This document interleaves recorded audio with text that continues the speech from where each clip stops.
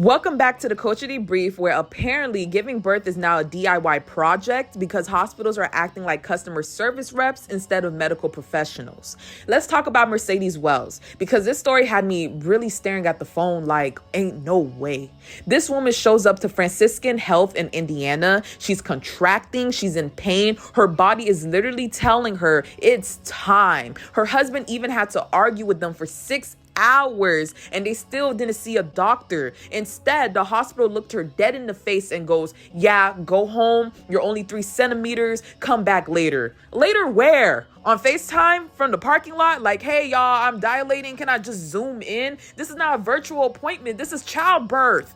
Anyways, so she leaves. She does what the hospital told her to do. Get in the car with her husband. 8 minutes later, and I'm not exaggerating, 8 minutes, the baby starts coming out. Her husband has to rip off her leggings and deliver the baby himself in the passenger seat like he's starring in Fast and Furious Labor and Delivery Edition. Oh.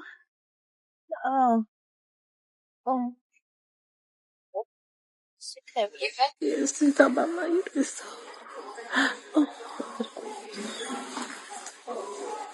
My daughter's in active labor, and this is a Franciscan Crown Point being put out in active labor.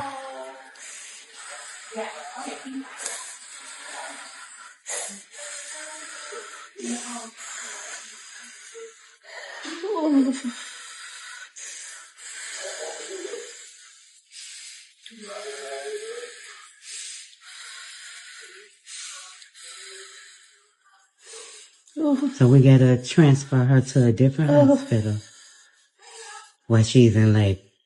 In pain.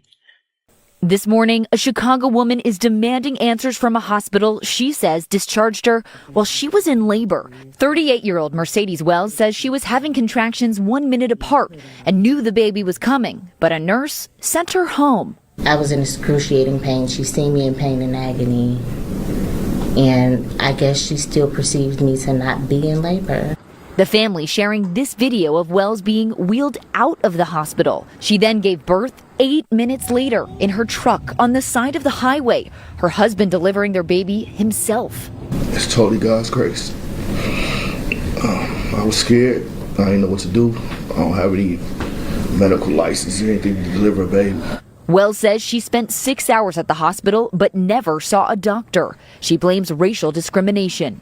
I was stripped of my dignity as a person because I was treated less than an animal. Can we agree that a woman in active labor should not be sent away without first being seen by a doctor? The CEO of Franciscan Health Crown Point Hospital responding, saying, the video and the comments it has generated are deeply troubling, and we understand the concern this has raised. The video is just one part of the information we are reviewing as part of a thorough investigation into this alleged incident. The good news? The couple says their baby daughter, Alina, is healthy and doing well. The Wells say they're not seeking compensation. Instead, they want accountability and changes in hospital policy. And the hospital wants to call this a medical surprise. No, this is negligence. This is danger, and I'll tell you exactly why. Because statistically, Black women die like this all the time. Let me hit you with real numbers, not options. Black women in the U.S. are 3 to 4 times more likely to die from pregnancy and childbirth than white women. In 2021, the maternal mortality rate for Black women was 69.9 deaths per 100,000 births compared to 19 for white women. And here's the kicker. 46% of Black maternal deaths are preventable, meaning avoidable, meaning if hospitals listened, these women would still be alive. Studies show Black women are twice as likely to report being ignored, dismissed, or brushed off by doctors. So when a hospital sends a Black woman home in active labor, that's not a mistake. That's a statistical death sentence disguised as a discharged paper. So there's another video of another Black woman being discharged from the hospital while in active labor. Black women are 3 to 4 times more likely to die during childbirth. And you guys can see why, based off how we are treated. I just saw a woman pushed out in a wheelchair in active labor saying her labor hasn't progressed enough. I need y'all to make it make sense because they said she's only 3 centimeters dilated. That's why they discharged her. There's medications that they can give to the mom to induce the labor, to increase the dilation, to help get the contractions going. This woman had to drive to another hospital and gave birth 8 minutes after she left. I don't know her background and her history. You don't just go from 3 to 10 immediately. But if you have multiple children, your labor progresses faster. So she could have went from 0 to 100 real quick. And she delivered the baby right in the car. The messed up thing about it is what could have happened while delivering the baby in the car. Her husband had to deliver the baby while he was driving. That baby could have aspirated on meconium. That baby could have had a shoulder dystocia, which means the baby was stuck and couldn't get out. Their mom could have died. Baby could have died. She could have hemorrhaged. There could have been so many things that could have went left. Black women's pain is ignored. We're pushed to the side. Yes, she's only 3 centimeters dilated, but I've had moms that are 3 centimeters dilated and they gave them nitrous to help them with the pain. It doesn't help with the pain, but it helps take the edge off. They could have gave her a walking epidural. They could have gave her Pitocin to increase the contractions. They could have gave her meso to help her dilate her cervix so she can deliver quicker.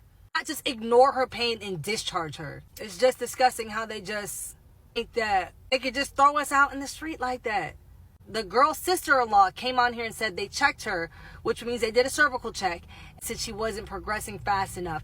They said that they didn't hook her up to any fetal monitoring. I would think that they would hook the baby up to fetal monitoring so they can grade the strength of the contractions to see how soon she was going to deliver. They didn't do any of that. They just discharged her because she wasn't dilated enough. Y'all got to do better. Y'all got to do y'all due diligence. You got to do right by all women. You got to do right by them. You can't just discharge them when a woman is obviously in pain. I feel like I got to come on here and be an advocate for black women. It's a shame how we're treated. I'm just grateful that that mom and that baby is okay. They got to do better by black women. That's all I can say. I'm tired of talking about this. I really am.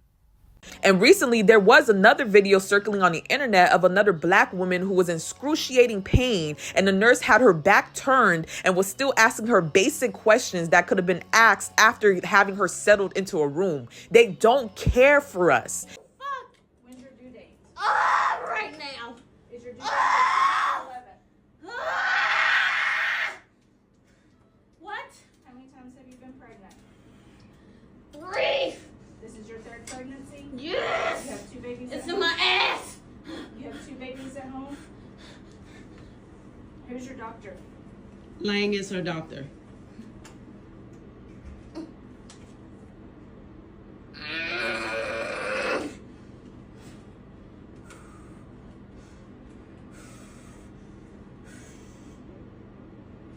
And I want everyone watching this to understand something. Mercedes and her baby survived in spite of the hospital, not because of it. Now let's talk about the real questions. Since apparently no politician, no feminist organization, no pro-life conservative, and no state official is willing to ask this. What if she died? Because the number says she could have easily. What if she hemorrhaged in that seat? What if the cord was wrapped? What if the baby couldn't breathe? What if she passed out? What if the baby got stuck? Are we just going to shrug, say oops, write a press release, light a candle? Where's the accountability? Where's the attorney general? Where's the licensing board? Where's the governor? Where's the Democrats who love saying black women are the backbone of democracy? Where are the conservatives who said they're pro-life? Where are the feminists who claim to fight for women's bodily autonomy? Where is everyone? A black woman almost died because a hospital didn't take her seriously. This is not an isolated case. This is a pattern baked into the healthcare system. And here's the part people don't want to talk about. Black women are not believed, not heard, not prioritized, and not respected. And that's why, as a footnote, Cynthia Erivo was Man of the Year. Things matter. And I'm going to tell you, because while real black womanhood is being ignored, dismissed, and sent home to give birth in a car, media can turn around and rewrite femininity like it's a costume. They'll celebrate a black woman for being Man of the Year, but they won't protect a black woman giving birth. That's the erasure I'm talking about. The erasure of real, vulnerable, life or death black womanhood, and the celebration of symbolic, aesthetic, brand-friendly womanhood. But today's story This ain't symbolic. This is literal. Mercedes could have died. Her baby could have died. And the hospital could have said, we're reviewing our policies. No, we're done with that era. I want names. I want licenses reviewed. I want lawsuits. I want jail time, if we're being honest. Because when your negligence could have killed a woman, that's not a mistake. That's criminal. And until hospitals know there are consequences, they're going to keep sending women home to die. So this is your reminder. Mercedes deserved to be believed. She deserved care. She deserved a hospital that sees Black women as humans, not inconveniences. And we're going to keep saying her name. We're going to keep asking these questions. And we're not letting anyone sweep this under the rug. This has consequences and somebody needs to face them. So this has been the Culture Debrief. Please like, comment, and subscribe. And I talk about Black news all the time, so just stick around and support.